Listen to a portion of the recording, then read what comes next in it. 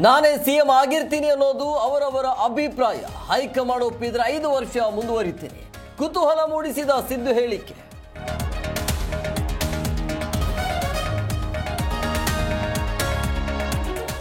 ಎರಡು ವರ್ಷಕ್ಕೆ agreement payment ಆಗಿದೆ. ಯಾರು ಸೆಟಲ್ಮೆಂಟ್ ಮಾಡ್ತಾರೋ ಅವರೇ ಸಿಎಂ. ನವೆಂಬರ್ ಕ್ರಾಂತಿ ನಿಶ್ಚಿತ ಎಂದ ಅಶೋಕ್.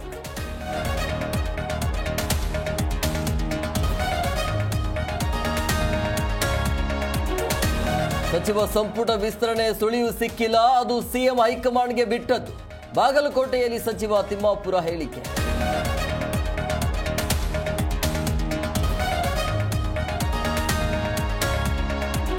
ಸಂಪುಟ ಪುನಾರಚನೆ ಆದರೆ ರಾಜಕೀಯ ಚಟುವಟಿಕೆ ನಡೆಯುತ್ತೆ. ಸಿದ್ದರಾಮಯ್ಯ ನಾಯಕತ್ವ ಬದಲಾಗಲ್ಲ. ಮಾಜಿ ಸಚಿವ ರಾಜಣ್ಣ ಹೇಳಿಕೆ.